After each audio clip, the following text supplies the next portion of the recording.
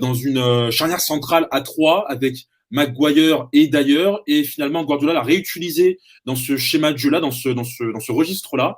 Je voudrais que tu reviennes un peu sur sa performance face à Arsenal. Non, très très fort. Il s'acclimate très très bien en défense centrale, parce qu'il a joué en défense centrale, il est de latéral droit de formation, mais un niveau physique, lui, pour le coup, réellement présent dans cet impact physique, des sprints monumentaux, notamment face à des joueurs plus jeunes que lui, plus véloces, on pourrait penser, mais en fait, non, pas du tout. C'est pas parce que le mec est trentenaire que ça va le déranger. Donc, il a bouffé Aubameyang sur certaines courses.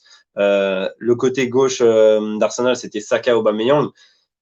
Et au niveau Aubameyang, on l'a pas vu. Donc, mission accomplie pour Kyle Walker. Guardiola a eu raison de le mettre à cet endroit-là. Et puis, il a été omniprésent, comme tu l'as dit. On l'a même vu sur certaines phases de jeu sur le côté gauche.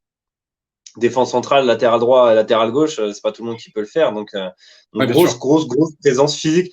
Après, pour moi, il se repose beaucoup sur son physique, un peu comme un Alphonso Davies peut le faire. C'est-à-dire que des fois, tu sens qu'il n'est pas forcément bien placé au départ de l'action, mais il a une Ouais. telle capacité d'accélération et de vitesse que ça joue pour lui. Donc, non, non. C'est vraiment dommage parce que ce mec, tu vois, on attend quand même depuis, depuis Dani Alves, grosso modo, on attend le futur grand latéral droit. On a eu les Cafu, on a eu les Macon, on a eu les Philippe Lam, et donc les Dani Alves. On a eu Sergio Ramos aussi à l'époque lorsqu'il a commencé sa carrière.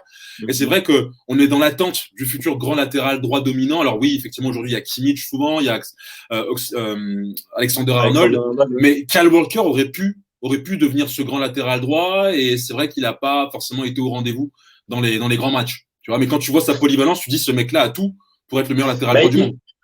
Il est quand même beaucoup plus fort défensivement qu'offensivement, je trouve. Il est capable de Ouais. faire des bonnes courses, mais il n'a pas non plus un toucher de balle extraordinaire. Tu vois, notamment, on a vu un moment, il essaye de faire un espèce de centre caché, le truc qui part en touche ou en 6 mètres directement. Enfin, il n'y a pas un niveau technique extraordinaire. Par contre, physiquement, c'est clair qu'il répond présent.